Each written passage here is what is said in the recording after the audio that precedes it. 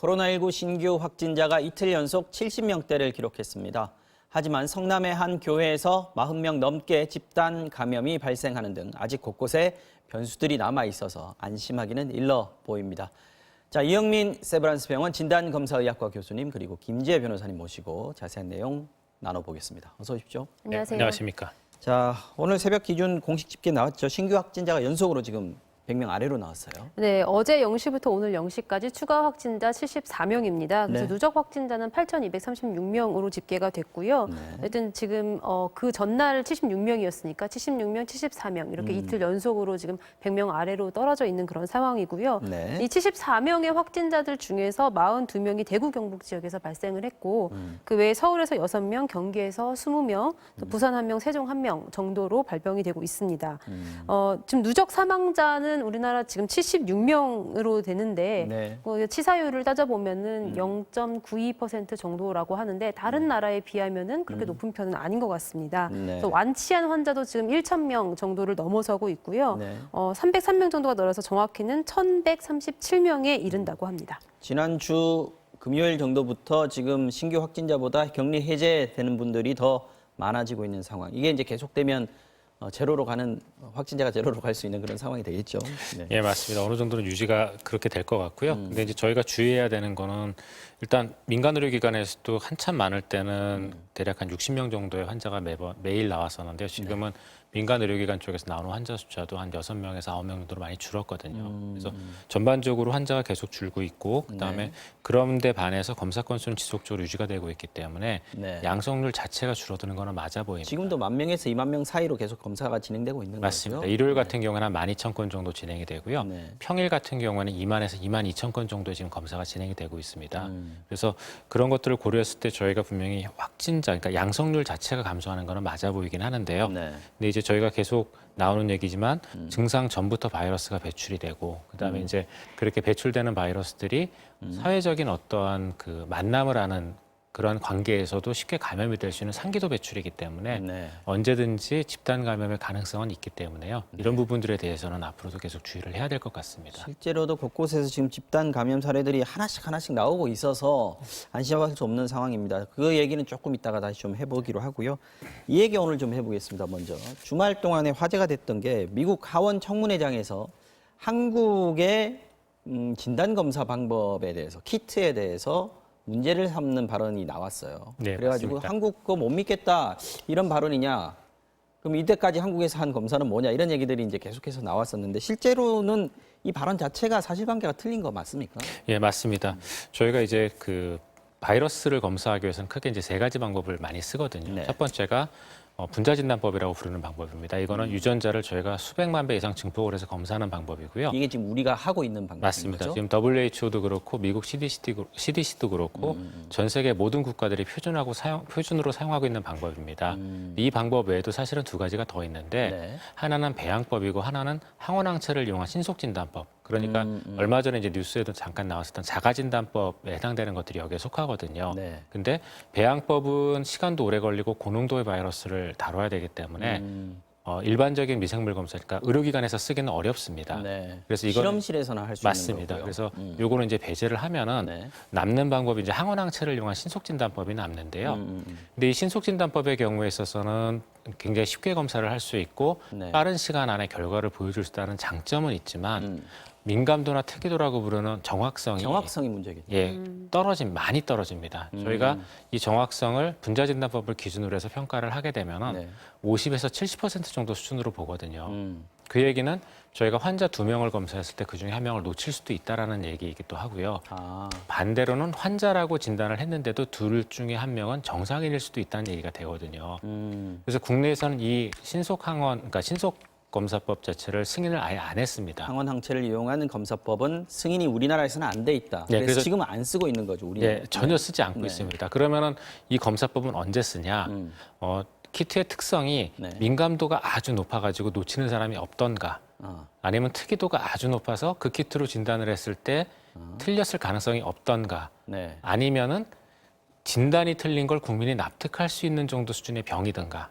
심각하지 않은 병. 그렇죠. 그래야 쓸 수 있는 그럴 때는 쓸 수 있다. 네, 그래야 쓸 수 있는 키트거든요. 네, 네. 근데 지금의 코로나19는 이러한 세 가지 상황에 전혀 해당이 되지 않거든요. 그래서 국내에서도 이 신속 진단 키트를 이용한 진단을 하지 않도록 저희가 계속 권장을 했었고 전혀 쓰고 있지 않습니다. 근데 이제 그렇게 되다 보니까 어떤 문제가 생겼냐 하면은 이런 신속 진단 키트를 만드는 업체들 중에서 이제 일부가 네. 이 신속 진단 키트를 도입해서 쓰고 싶어 하는 그런 움직임을 보였고요. 이게 이제 국내 업체를 말씀하시는 네, 거죠? 맞습니다. 네. 그리고 그런 업체들 중에 일부가 이제 수출을 목적으로 이제 승인을 좀 받았으면 좋겠다라는 국내에서는 못 있습니다. 쓰더라도 수출은 할 수 맞습니다. 있게 해줘야 되는 거 아니야?라고 그쵸. 식약처 쪽에다가 이제 요구를 맞습니다. 하는 거군요. 예, 왜냐하면 이제 국내 또 여러 가지 이제 산업적인 또 측면들도 있고 하다 보니까 네. 이제 그런 목소리가 나오니까 이러한 키트에 대해서 수출 허가 승인은 이제 일부가 났었던 걸로 알고 있고요. 네. 그리고 그 중에 일부가 미국 식약처 쪽에 키트 승인을 요청을 했습니다. 그런데 이제 미국 식약처 쪽에서 평가를 해봤더니 네. 이제 저희가 염려한 것 같은 똑같은 그러한 정확도가 떨어진다. 예, 효과가 여러 가지 이제 소견들이 나온 거죠. 그래서 미국 식약처 쪽에서도 이제 그 키트를 쓰지를 못하게 지금 얘기를 한 건데 문제는 그 얘기를 지금 하원에서 한 겁니까? 예, 그러면? 예. 그래서 그렇게 얘기가 됐는데 문제는 하원에서 이제 이런 발언을 하면서 네. 그 굉장히 이제 한국의 검사법 얘기를 하다가 갑작스런 그 키트로 얘기로 넘어갔거든요. 국내에서 전혀 쓰지 않는 우리는 하지도 검사법. 않는 검사법을. 예, 비부정확하다는 얘기로 갑자기 넘어가면서 마치 한국에서 쓰는 모든 검사법이 부정확한 것처럼 그런 발언이 나왔습니다. 그리고 그 발언에 대해서 사실관계 여부를 확인하지 않고 그 내용이 언론을 통해서 네. 마치 한국의 모든 검사법이 부정확한 것처럼 그렇게 보도가 되면서 지금 이런 문제가 생긴 거거든요. 이렇게까지 얘기하는 건 무슨 의도가 있다고 봐야 됩니까? 그렇게 미국 정치권의 어떤 뭐 알력 관계 뭐 그런 거 아닐까? 그러니까 여러 가지가 다 작용을 할 것 같은데요. 네. 일단은 미국의 경우에서도 지금 민주당하고 공화당에서의 어떤 그런 코로나19에 대한 대처를 놓고 많은 이슈들이 있지 않습니까? 네네. 그런 것들도 일부 있을 거고요. 그 다음에 이제 이러한 진단법 시장에 대한 여러 가지의 또 지금 로비나 이런 것들도 일부 있거든요. 그런 것들에 대한 부분도 또 일부 있을 가능성이 있고요.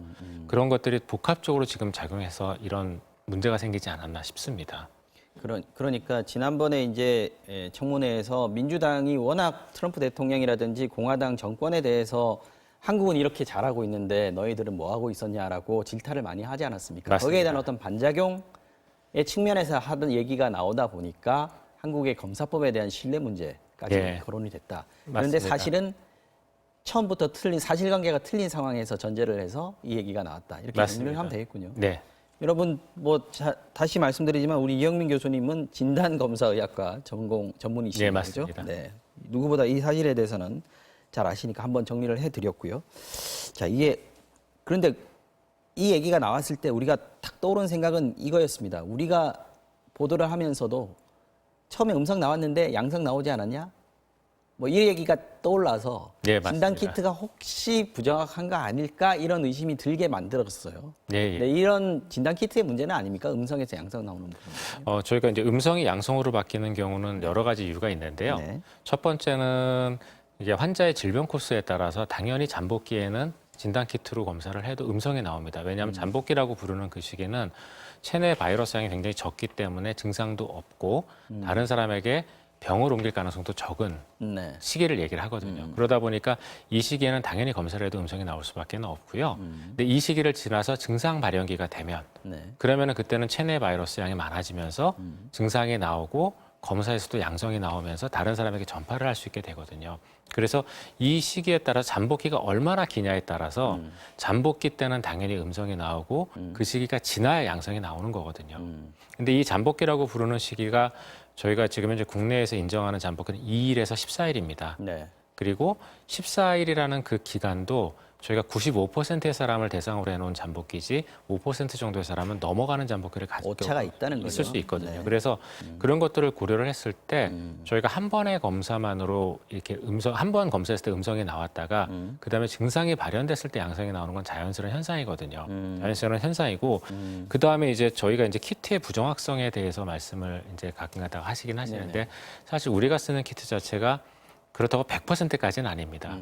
저희가 이제 쓰고 있는 키트는 하지만 98% 이상의 정확도는 갖췄다고 생각을 하는데요. 그 이유가 98%. 네. 왜 그러냐면은 저희가 이제 긴급 사용 승인이라는 제도를 통해서 키트를 처음에 평가를 하고 쓸 때 굉장히 시간이 촉박했었거든요. 네. 그런데 보통 저희가 이 진단을 위해서 사용하는 키트는 약과 마찬가지로 1년 이상 정도의 시간을 들여서 저희가 평가를 하거든요. 그러면 그렇게 긴 시간 평가한 거에 비해서 분명히 짧은 시간 평가한 거는 약간의 문제점이 있을 수밖에 없거든요. 네. 그런데 우리나라 같은 경우에는 이러한 키트를 받아서 쓸 수 있는 전문 인력들이 충분합니다. 우리나라처럼 이렇게 의사가 네. 검사에 특화되어 있는 의사들이 있는 국가가 별로 많지 않거든요. 그렇군요. 예, 그래서 우리나라는 그런 약간 90% 정도의 정확도를 갖고 있는 키트라 하더라도 그걸 받아서 검사를 할 수 있는 시스템이 갖춰져 있는데 미국만 하더라도 대부분의 검사실은 PhD, 그러니까 주로 이제 저희가 그 연구자에 네. 해당되는 분들이 검사실을 운영하는 경우가 많거든요. 예, 좀 차이가 많이 나는 편입니다. 현장의 의사들이 하는 것이 아니고. 예, 예. 그래서 그런 부분들이 조금 있기 때문에 네. 저희 같은 경우에는 이제 90% 정도의 키트를 만들어도 처음부터 그걸 받아서 검사를 할 수 있는 역량이 있었고, 그다음에 또 한 가지는 네. 저희가 이제 2월 7일부터 민간 의료기관에서 이 키트들을 이용해서 검사를 했거든요. 맞습니다. 네. 그런데 제가 오늘 아침에 저희 민간 의료기관에서 검사했던 그동안 통계를 다 뽑아봤더니 아, 네. 46만 건을 했습니다, 검사를. 많이 했군요. 예, 그러니까 환자로 따지면야 뭐 중복 환자도 있고, 그다음에 여러 가지, 그러니까 처음에 진단을 받았다가 그다음에 그 사람의 추적 조사용을 하는 검사들도 있었기 때문에 네. 이거보다는 훨씬 적을 겁니다. 그런데 검사 건수로는 지금 46만 건을 했거든요. 그러면은 지금 저희가 쓰고 있는 키트는 46만 건에 대한 임상적인 데이터가 녹아서 그렇죠. 조금 더 계속 개선된 키트들이라고 보시면 되거든요. 그렇기 때문에 지금 현재 저희가 쓰고 있는 키트들, 처음에도 저희가 어느 정도의 성능이 담보된 걸 가지고 네. 전문의들이 어떤 시스템적인 어떤 그런 그것을 이용을 해서 잘 검사를 해왔고, 지금은 그마저도 지금 보완이 된 키트라고 보시면 점점 됩니다. 더 정확도가 더 높아지고 있는 상황이다. 네, 그럼 그렇게, 우리나라처럼 이렇게 46만 건 검사한 곳이 없기 때문에 중국 네. 빼고는요. 네, 맞습니다. 뭐 지금 우리나라 진단 키트가 가장 우수하다 이렇게도 거꾸로 얘기할 수 있겠군요. 충분한 시장 경쟁력이 있다고 생각을 합니다. 알겠습니다. 네. 여기까지만 얘기하고요. 다음 얘기에 넘어가겠습니다. 아까 저희가 이렇게 숫자가 많이 줄어들고 있지만 그래도 아직까지 안심해서는 안 된다라고 했던 것이 곳곳에서 아직도 집단 감염이 일어나고 있다라고 얘기했습니다. 지난주에 저희가 구로 콜센터 얘기를 집중적으로 많이 했는데 이번 주에 지금 오늘 딱 보니까 은혜강 교회 얘기가 네. 나옵니다. 여기 지금 확진자가 모두 46명이에요. 네, 신도 40명이 좀 추가 확진 판정을 받았고요. 사실 네. 9일부터 15일 정도까지 이 교회 목사 부부랑 신도 등 6명이 일단 확진을 받은 그런 경험이 있습니다. 네. 근데 이제 지난 8일 정도에 이제 함께 예배를 이제 치렀다고 하는데 3월 8일이요. 예, 그때 이제 예배를 치른 이 135명의 신도들을 지금 전수 조사를 했습니다. 이제 그 중에서 한 106명 정도에 대해서 조사를 마쳤고, 네. 확진자 40명, 그다음에 음성 판정이 58명, 그다음에 재검사에 들어간 사람이 지금 8명 정도라고 하는데, 네. 이 은혜강 교회 같은 경우에는 주 2회에 1시간씩 열리는 예배가 있다고 합니다. 이제 거기 한 100여 명 정도의 신도가 참석을 한다고 하는데요. 큰 교회는 아닙니다. 예. 네. 이제 그렇지만 어쨌든 이 당시에 이미 어떤 문체부라든지 아니면은 이제 경기도 기독교 총연합회라든지 등지에서 이제 계속해서 온라인 예배를 볼 것을 권고하고 있는 그런 상황이었기 때문에 네. 이렇게 오프라인 예배를 강행한 것에 대한 어떤 그런 책임이 있지 않나라는 그런 이야기가 나오고 있습니다. 좀 안타까운 얘기인데 계속해서 사회적 거리두기 얘기하고 주말에 예배들 좀 자제해달라라고 얘기를 해왔는데 또 이런 일이 벌어집니다. 이게 지금 아까도 말씀드렸지만 이게 135명 대상자고 또 한 번 예배 볼 때 한 100명 안팎으로 본다는 거 아닙니까? 네네. 크지 않은 교회입니다. 겉으로 지금 화면에서 보기에도 크지 않은 교회인데 환자는 46명이 나왔단 말이죠. 상당히 확진율이 높은 것 같은데 이유가 네. 뭔지 좀 봐야 될 것 같습니다. 네, 일단 이 교회가 상가 건물 3층의 절반과 4층의 절반을 이렇게 사용을 하고 있는데요. 3층은 예배당으로 사용하고 4층은 식당 혹은 휴게실로 사용을 한다고 합니다. 네. 예, 그런데 한 35평 정도의 그런 작은 공간인데 이제 여기에 100여 명이 넘는 사람들이 들어가다 보니까 네. 굉장히 다닥다닥 붙어서 앉는 이제 그런 환경이 조성되었던 것 같고요. 네. 이제 그리고 창문도 한 8개 정도밖에 없는데 지금처럼 날씨가 추울 때는 창문을 대부분 다 닫고 그렇게 예배를 보고요. 그다음에 4층 휴게실 같은 경우에는 또 공간을 나누어서 절반 정도는 이제 조리 공간으로 쓰고 이제 나머지 공간에 사람들이 굉장히 다닥다닥 붙어 앉아서 식사를 같이 하면서 이제 그러면서 굉장히 확진자가 많이 나온 것이 아닌가 싶습니다. 교회 안에서 상당히 확산이 빨랐다 이렇게 볼 수 있을 것 같은데요. 아무래도 말씀하신 대로 환경적인 요인이 좀 크겠죠. 예, 맞습니다. 일단은 말씀 주셨던 것 중에서 좁은 공간의 교회라는 것, 그 다음에 창문을 전부 다 닫은 상태에서 전혀 환기가 되지 않는 네. 상황, 이런 것들이 비말로 인한 집단 감염을 높일 수 있는 아주 전형적인 위험 요소들이거든요. 구로 콜센터 역시 마찬가지였고요. 네. 거기다 또 한 가지 지금 저희가 중요하게 생각을 해야 되는 거는 네. 분명히 저희가 이 코로나19 감염 초기부터 같이 식사하는 문제는 굉장히 높은 리스크, 그러니까 위험 요소로 생각을 했었거든요. 반찬을 나눠 먹는 문화부터 시작을 해서 밥 먹는 동안에 어떤 튀는 이런 것들까지. 그렇죠. 그런데 지금 이 교회 같은 경우에는 평일에도 이제 20-30명씩 와서 서로 대화하고 밥 먹고 예배 준비하고 아까 말씀 주셨지만 네. 층에 하나 정도 비어서 조리실로 쓰고 굉장히 그 안에서 접촉을 밀접하게 많이 자주 했었던 걸로 보여요. 예배뿐만 아니라 다른 어떤 모임이라든지 식사라든지 이런 것들이 자주 맞습니다. 있었다는 것들이 좀 눈여겨봐야 될 것 같아요. 맞습니다. 그러니까 이런 환경에서는 당연히 네. 저희가 생각하는 접촉에 대한 알값들, 그러니까 그 감염력에 대한 것들도 당연히 올라갈 수밖에 없고요. 그러니까 이렇게 많은 환자가 생긴 이후에는 네. 아마 이런 여러 가지 그 요소들이 다 복합적으로 작용하지 않았을까 싶습니다. 1일하고 8일 계속해서 주일마다 일요일마다 예배를 드렸다고 하고 지난주에는 이제 이렇게 환자들이 생기니까 예배를 취소했다고 하는데요. 이전부터 좀 취소를 했으면 어땠을까 싶습니다. 그리고 특히 지금 이 작은 교회다 보니까 목사나 목사 사모라고 보통 부르죠. 부인이 교인들하고 접촉을 아주 밀접하게 했을 것 같은데 이 두 분 같은 경우에는 확진될 당시에 증상이 없었다라고 얘기를 하고 있거든요. 그래서 조금 더 확산이 커지지 않았을까 이런 생각도 좀 들어요. 맞습니다. 증상이 있었으면 분명히 조심을 일부라도 했었을 것 같은데요. 저희가 현재 코로나19 같은 경우에는 노출된 사람 중에서 이제 독일의 보고에 따르면 한 1~2% 정도 무증상 감염이 있다라고 얘기를 하고요. 네. 국내 데이터는 젊은 사람들이 많아서 그거보다는 조금 더 높다라고 얘기합니다. 아직 데이터가 다 나오지는 않았는데요. 네. 그래서 분명히 코로나19는 무증상 감염이 있는데 통상적으로 저희가 무증상 감염은 증상이 없기 때문에 바이러스 배출이 적을 걸로 생각하는 경우가 많거든요. 그런데 이 코로나19의 특징은 무증상 감염도 증상을 갖고 있는 사람과 동일한 정도의 바이러스 배출량을 갖습니다. 참 예. 답답한 일입니다. 사실 또 어떻게 알고 막습니까? 예, 증상이 없는데 충분히 다른 사람을 감염시킬 수 있을 정도 양의 바이러스를 지속적으로 배출을 하다 보니까 본인이 무증상인 거를, 그러니까 본인이 증상을 느끼지 못하면 계속 밀접 접촉을 할 수밖에 없고요. 더더군다나 교회라고 부르면 교회의 중심은 목사와 사모이지 않습니까? 네. 계속 사람들을 만났을 거고 계속 같이 얼굴을 보며 기도했을 거고 손도 붙잡고 악수도 하고 이랬을 거거든요. 이거는 당연히 감염이 전파될 수밖에 없는 환경이라고 볼 수가 있겠죠. 그래서 더욱더 이런 경우들이 생기니까 더욱더 웬만하면 교회 예배 좀 미뤄달라, 온라인으로 좀 해달라고 요청을 했던 건데 예. 이런 일이 생기고 말았습니다. 자, 수도권에서 부천에서도 교회에서 집단 감염이 지금 문제가 되고 있습니다. 여기는 처음에 온 게 구로 콜센터 확진자가 네. 여기 와서 예배를 받았던 거예요. 네, 구로 콜센터 확진자가 지난 8일에 이 경기 부천 생명수 교회에서 이제 예배에 참여를 했고요. 여기도 예배를 8일 날 드린 거예요. 예, 네. 그런 다음에 이제 14일 날 이 교회 14명이 이제 네. 확진 판정을 이렇게 받게 맞습니다. 되었고 오늘 또 추가로 한 명 더 판정을 받아서 총 15명 15명 됐네요. 됐습니다.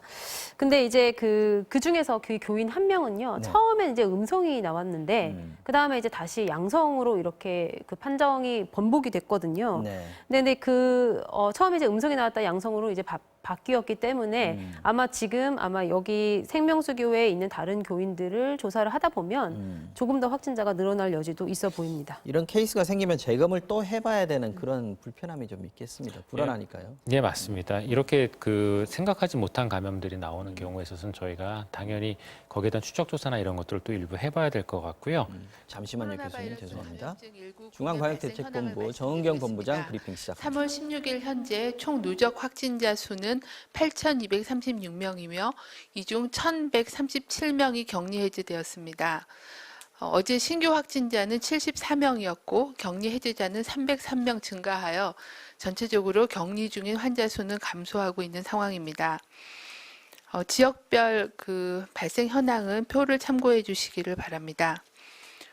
전국적으로 역학조사를 한 결과 80.7%는 집단 발생과의 연관성이 확인되었으며 나머지 19.3%에는 산발적인 발생 사례 또는 계속 조사가 진행 중인 그런 사례입니다. 어제 신규 환자의 발생 규모를 보시면 대구 지역이 35명으로 가장 많았고 경기도 지역이 20명으로 많았습니다. 그리고 경북이 7명, 그리고 검역 단계에서 확인된 환자 수가 4명 추가가 진행이 된 상황입니다. 전반적인 그 신천지 관련 비율은 전체 환자의 60.8%를 차지하고 있고, 기타 나머지 여러 그 시설, 집단 시설을 통한 그런 집단 발병 사례에 대한 거는 표로 정리하여 보고 드렸습니다. 주요 사례에 대해서 말씀을 드리겠습니다. 서울시 구로구 소재의 콜센터 관련해서는 5명의 환자가 추가로 확진되어 3월 8일부터 현재까지 129명의 확진 환자가 확인되었습니다. 어제 신규로 확인된 5명은 11층 콜센터에 근무하는 근무 종사자가 1명 추가되었고, 또 11층 근무자들의 접촉자, 가족 지인들이 4명 추가로 확인되었습니다. 현재까지 동일 건물의 직원 86명, 11층이 83명, 10층이 2명, 그리고 9층이 1명이었고, 주로 11층 근무자의 접촉자가 43명 확인되었습니다. 또한 11층 콜센터 소속 확진 환자가 방문했던 경기도 부천시 소재의 생명수 교회, 그 종교 행사 등을 통해 현재까지 14명의 확진 환자가 확인되어 접촉자 조사 및 관리가 진행 중에 있습니다. 경기에서는 성남시 수정구 소재의 교회 은혜강 교회 관련해서 3월 9일부터 현재까지 46명의 확진 환자가 확인되었고, 접촉자에 대한 조사가 현재 진행 중에 있습니다.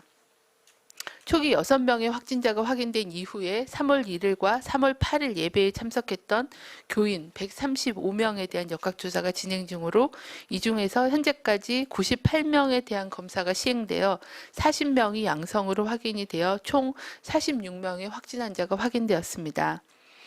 이렇듯 최근에 수도권에서 발생하고 있는 집단 발병 사례들에서는 종교 행사 등의 경우와 같이 닫힌 공간에서 참석자 간의 밀접한 접촉이 발생하여 확진자의 발생 규모가 큰 편입니다. 즉, 한 명의 확진자가 단시간에 여러 명의 그 감염자를 양산할 수 있는 그런 상황입니다. 종교 행사 등 닫힌 공간 내에서 밀접한 접촉이 발생하는 집단 행사는 감염병의 대량 확산의 구심점이 될 수 있으므로 최대한 개최하지 않거나 참석하지 않을 것을 거듭 당부드립니다. 중앙방역대책본부는 최근 입국 검역 과정에서 확인되는 확진 환자가 잇따라 발생하고 있는 것을 확인하고 있고, 해외 여행객들에게 주의를 당부드립니다. 3월 15일 기준으로 일일 국내 전체 입국자는 15,457명이었고, 이 중 특별 입국 절차가 적용된 유럽 5개국에서 입국한 사람은 1,389명이었습니다. 특히 3월 14일에서 15일 사이의 검역 과정에서 4명의 검사 양성자가 확인되었습니다. 이는 그 이전에는 직접적으로 검사를 많이 시행하였으나 그 중에는 양성자가 없었습니다. 근데 최근 들어서 유럽발 유행 그 입국자들에서 양성자가 증가하고 있습니다. 이에 따라 3월 16일 0시를 기해 유럽 5개국으로 시행했던 특별 입국 절차를 확대하여 유럽 전 지역에 대해 입국자 관리 조치를 강화하였습니다. 입국 시 발열 여부 등을 확인하고 국내 체류지 주소 및 수신 가능한 연락처가 확인되어야만이 입국이 가능하며, 입국 후에도 자가진단 앱을 통해서 14일간 증상 여부를 제출하여야 합니다. 또한 해당 국가 입국자에 관한 정보는 DUR, ITS, 수진자 자격조회 시스템을 통해서 의료기관에 정보를 제공하여 진료 시에 선별 진료가 이루어질 수 있도록 참조하도록 하고 있습니다.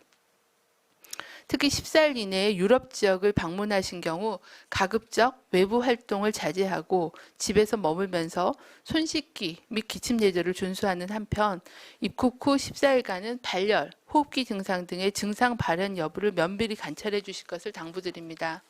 또한 의심 증상이 발생할 경우에는 반드시 마스크를 착용하고 선별진료소에 방문하여 진료해 주실 것을 당부드립니다. 사전에 1339를 통해 상담하고 선별진료소의 위치를 확인해 주시길 바랍니다. 중앙방역대책본부는 3월 14일 0시 이전까지 격리 해제된 714명의 특성을 정리하여 말씀드립니다. 이건 어제 기준입니다. 오늘 추가로 격리 해제자가 더 늘었는데 이 통계는 반영되지는 않았습니다. 714명에 대해서는 격리 해제율이 8.8%였습니다. 확진일로부터 격리 해제까지 소요되는 기간은 평균 14.7일, 중앙값은 15일이었습니다. 연령대별로는 60대 미만은 9.7%, 60대 이상은 5.7%의 격리 해제율을 보였으며 격리 상태별로는 의료기관에 입원 격리하다가 격리 해제되신 분이 73%, 생활치료센터 시설격리에서 해제되신 분이 26.5%, 자가격리 상태에서 해제되신 분은 4명, 0.6%로 확인되었습니다. 이들 모두는 검사 음성 확인되고 격리 해제 조치가 되었습니다.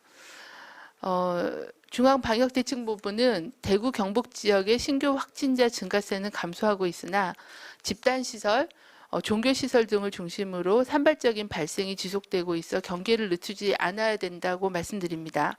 특히 생활 속의 방역수칙 준수가 당연시되는 새로운 일상을 침착하게 준비하는 게 필요하다는 판단입니다. 저희가 각종 전문가들의 의견과 위기대책 전문위원회에도 개최하였고 외국의 전망들도 대부분은 이 코로나 바이러스가 단기간에 소멸되기는 어렵고 장기전에 대응해야 된다라는 그런 의견이 많습니다. 장기전에 대비한 그런 새로운 일상에 대한 준비가 필요하다는 말씀을 드립니다. 첫째로 각 사업장, 기관, 학교 등은 아파도 나온다라는 문화를 아프면 쉰다로 바뀔 수 있도록 근무 형태나 근무 여건을 개선하는 게 필요하겠습니다. 이에 따라 발열이나 호흡기 증상이 나타난 사람이 큰 부담 없이 등교나 출근하지 않고 외출을 자제하며 집에서 경과를 관찰할 수 있도록 전 사회적인 그런 제도화, 지지가 필요하다고 생각합니다. 또한 밀집된 근무 환경 등을 적극 개선하고 주기적인 환기와 소독을 철저히 시행하며 온라인 재택근무가 일상적으로 이루어질 수 있는 유연한 근무 형태를 마련하는 것도 필요하겠습니다. 둘째로는 고위험군의 감염을 막기 위한 세심한 사회적 거리두기도 계속 실천하는 것이 필요합니다. 코로나 바이러스 19의 방역의 최대 목표는 고위험군의 이환과 사망을 줄이고 또 이런 고위험군의 집단 발생으로 인한 의료기관의 붕괴, 의료기관 시스템이 붕괴되는 것을 막는 것입니다. 특히 사회경제적인 활동이 활발한 성인 그리고 학령기 아동 등은 대부분은 경증 감염 상태입니다. 하지만 이들이 기저질환자나 고령층이 많은 의료기관, 사회복지시설 등 집단시설 또는 종교기관 등 다중이용시설 등을 방문할 경우에는 대규모 집단 감염을 일으킬 우려가 있습니다. 또한 어르신들은 외출을 최대한 자제하고 특히 많은 사람들이 모이는 공간에는 방문하지 않아야 하는 게 중요한 상황입니다. 아울러 일반 성인들도 불필요한 의료기관의 면회, 집단시설의 방문 등을 최소화하고 영상 등을 활용해 상호 소통하는 문화를 정착시키는 노력이 필요하겠습니다. 셋째로 계속 강조드리는 바와 같이 흐르는 물에 비누로 꼼꼼하게 손 씻기, 기침할 때는 옷소매로 입과 코를 가리기, 또한 생활 및 업무 공간에서 자주 노출되는 가구 등의 표면을 깨끗이 닦기 등을 실천해 주실 것을 당부드립니다. 또한 많은 사람들이 모이는 사업장, 다중이용시설들은 항상 비누, 손소독제들을 비치하고 손위생을 강조하는 홍보 포스터 부착 등 언제 어디서나 손위생을 실천할 수 있는 그런 환경 조성도 당부드립니다. 코로나19 증상으로 의료기관 방문 전에는 반드시 콜센터, 보건소를 문의하시고 선별진료소를 우선 방문하여 진료받으실 것을 권고드립니다. 뒷부분은 통계에 대한 부분입니다. 저희가 오늘 추가로 드린 통계에 대해서는 13쪽은 계속 보셨던 통계이긴 합니다. 보시면은 연령별 치명률을 보시면 80세 이상은 9.26%, 70대는 5.27%, 60대는 1.37%처럼 60대 이상인 경우에는 사망자의 분율도 높고 또 연령이 올라갈수록 치명률이 올라갑니다. 특히 고령자들, 어르신들에 대한 건강 보호 그리고 노출을 최소화하는 그런 노력이 필요하고 중증 환자에 대한 진료 체계를 좀 더 정교하게 만드는 것들을 진행하고 있는 상황입니다. 14쪽의 해외 유입 추정 사례 현황입니다. 현재 50명 정도가 해외에서 유입된 걸로 추정하고 있습니다. 이 부분은 이제 자세한 역학조사가 종료가 되면 추정이 아니라 감염 경로에 대한 것을 확정할 수 있겠습니다. 주로 앞단의 일부에는 중국으로부터 유입이 많았고 최근에 유입 환자가 증가하신 걸 볼 수 있으실 텐데 최근에 주로 증가하고 있는 거는 유럽 지역, 특히 이탈리아, 스페인, 프랑스 여러 나라들을 방문하고 입국한 유럽 그 입국자에서의 해외 유입이 증가하고 있는 그런 상황입니다. 격리 해제자 현황은 자료를 보시면 될 것 같습니다. 현재 저희가 급격하게 신규 환자가 많이 증가했고 15일이 경과한 그 시점부터 서서히 격리 해제자가 증가하고 있는 양상이긴 합니다. 연령별 격리 해제 현황도 아무래도 젊은층 30, 40대의 해제율이 좀 더 높은 상황이긴 합니다. 하지만 이거는 이제 언제 격리가 됐느냐에 따른 시점에 따른 차이가 있기 때문에 격리 해제 비율을 참고해 주시면 될 것 같습니다. 중증도나 연령군에 따른 그런 격리 해제 비율은 표로 참고해 주시길 바랍니다. 부침 3은 현재까지 발생한 75명의 사망자에 대한 현황입니다. 앞서 말씀드린 것처럼 사망자의 평균 연령은 74.2세입니다. 또한 65세 이상의 어르신들의 사망자의 비율은 81.3%입니다. 치명률은 말씀드린 대로 연령대가 증가함에 따라서 증가하고 있습니다. 특히 7, 80대의 고령 어르신들에 대한 건강 보호에 각별히 유의할 필요가 있겠습니다.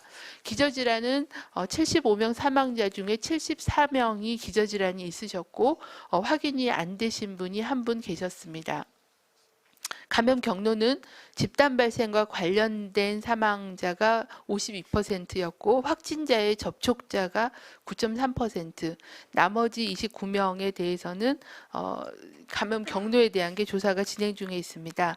사망 장소는 입원실이 77.4%, 응급실이 20%, 자택에서 사망하신 분이 2분 계셨습니다. 상세한 내용은 표로 참고해 주시기를 바랍니다. 75명의 네, 지금까지 정은경 중앙방역대책본부장의 브리핑 들으셨습니다. 몇 가지만 좀 인상적인 부분이요. 정은경 본부장이 이렇게 얘기했습니다. 아파도 나온다 해서 이제 아프면 쉰다로 인식 전환이 좀 필요하다. 이 부분은 거의 모든 분들에게 좀 해당하는 말이 아닌가 싶습니다. 그리고 특히 종교 행사는 감염병 확산의 구심점이 될 가능성이 높다. 이렇게 얘기한 부분도 아까 저희가 한 얘기랑 이어서 좀 연결해서 들어주셨으면 좋겠습니다. 이영민 교수님 하나만 여쭤보겠습니다. 지금 정은경 본부장 브리핑을 보면 격리 해제된 분들을 좀 분석을 해봤더니 한 700몇 명 분석을 했어요. 해봤더니 격리 해제되기까지 확진부터 격리 해제되기까지의 시간이 평균적으로 14.7일. 예, 그러니까 맞습니다. 한 보름 정도면 걸려도 낫는다. 네. 사망한 사람들 뭐 제외하고요. 네. 그런 의미겠네요. 예, 평균적으로 14.7일이니까 이제 그 말씀이 맞는데요. 네. 근데 이제 저희가 평균이라고 부르는 거는 14.7일보다 짧은 사람부터 긴 사람들이 있지 않습니까? 그렇죠. 14.7일 이후에 나오는 사람들도 있을 수가 있습니다. 있죠. 그래서 현재 네. 질병관리본부 같은 경우에는 그래서 두 가지 기준을 적용을 해서 격리 해제를 결정을 하거든요. 하나는 연속해서 24시간 이상의 간격을 두고 채취한 2개 이상 그러니까 검체에서 2번 연속 음성이 되거나 아니면 증상이 발현되고 나서 21일이 지나서 격리를 해제하거나 이 두 가지의 지금 기준을 적용을 하고 있거든요. 네. 그중에서 증상 발현 이후 21일째 격리 해제를 하는 기준, 그러니까 그 기준의 근거가 아마 제가 생각하기엔 24.7일이 아니었나 싶거든요. 아하. 예, 그래서 그걸 기준으로 했을 때 일주일 더 예, 놓고 보면은 분명히 대부분의 사람들은 바이러스 배출을 하지 않기 때문에 네. 더 이상 격리를 할 필요가 없다고 생각을 한 것 같습니다. 근데 이제 이게 통계적인 부분이라 이런 부분들에 대해서 저희가 조금은 조심할 필요가 있거든요. 그래서 격리 해제를 하더라도 네. 이제 자가 격리에 준하는 수칙의 준수와 조금이라도 이상하면은 다시 병원에서 진료를 받게끔 하는 것들은 필요할 것 같습니다. 왜냐하면 저희가 계속해서 이제 주의가 필요하다. 예, 왜냐하면 재활성화되는 걸로 보이는 그런 사례들이 여러 나오지 케이스가 않습니까? 있었어요. 네. 예, 그래서 그런 부분들에 대해서는 약간의 주의는 조금 더 필요할 것 같습니다.